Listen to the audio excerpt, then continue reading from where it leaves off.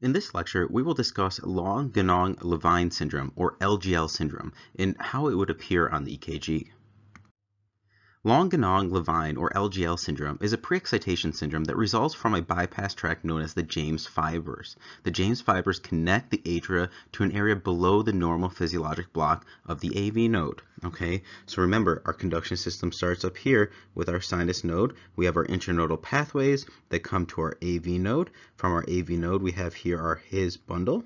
Okay, the His bundle then comes to our right bundle branch, and then we have a left bundle branch. From the left bundle branch, we have the left anterior fascicle and the left posterior fascicle. Okay, now what we're saying here is we have this fiber that's known as these James fibers. Okay, so this is our James fibers, and they act as an accessory pathway, okay, that are bypassing our block here at the AV node. Okay, now if you recall, most of the PR interval represents AV nodal conduction. Okay, so if we just draw out our PR or complex, this is our normal complex where we have a P wave, a QRS complex, and our T wave, and we're saying that the PR intervals from the beginning of our P wave up until the beginning of our QRS complex. So this is our PR interval, and most of it represents AV nodal conduction.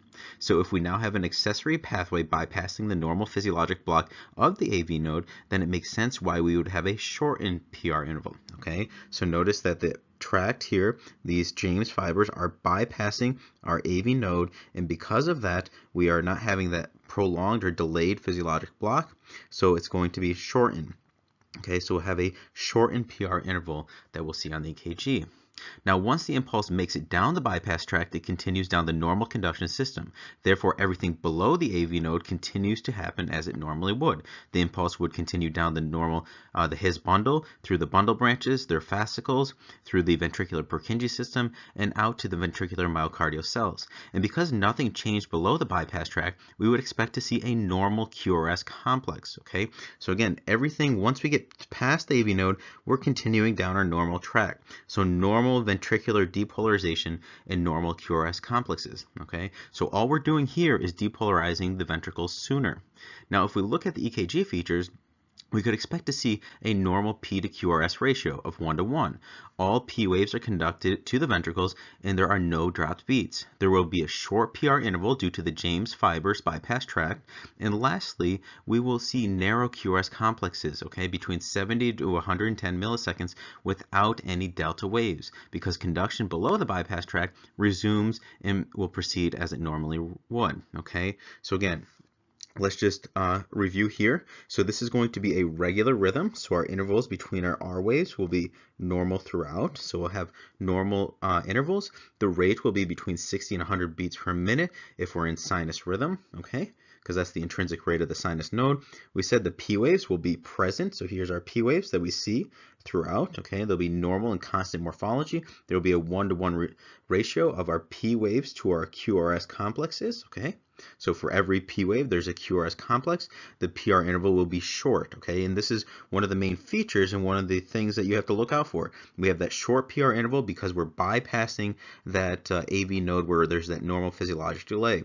And now here, this is something that differentiates it from Wolff-Parkinson-White syndrome, okay? We have a normal QRS complex between 70 and 110 milliseconds and no delta wave, okay? If you recall, when we talked about Wolff-Parkinson-White syndrome, that was a connection between the atria and the ventricles. So we had a bypass tract that was going from here, the atria, to the ventricles, okay? And we called that the Kent bundle. And in that case, we did not have this pathway connecting and reconnecting with our normal pathway. Instead, it went from the atria to the ventricles, and the ventricles started to depolarize, okay? So that was one pathway, and then there was also the second pathway where it came down the normal conduction system. And because of that initial ventricular depolarization down that accessory pathway, we saw the initial slurring, which we called that delta wave at the beginning of our QRS complex. So here we don't see that because all this James fibers does is bypass the AV node, that normal physiologic delay. So we get a short PR interval, although it then reconnects to our normal conduction pathway, okay? And again, there's going to be no grouping and no dropped beats, all right? So essentially what we have going on here is a ventricular preexcitation secondary to these impulses bypassing that AV node where we have the delay from this accessory pathway. The accessory pathway here is the James fibers that bypass the physiologic AV nodal delay, and because of that we get this short PR interval. Okay, no delta wave in this case. Now clinically speaking, this is typically benign, and some say it may be associated with some tachyarrhythmias. Well, that's the end of this lecture. We discussed Long-Ganong-Levine or LGL syndrome, including its pathophysiology and EKG features. I hope you learned something.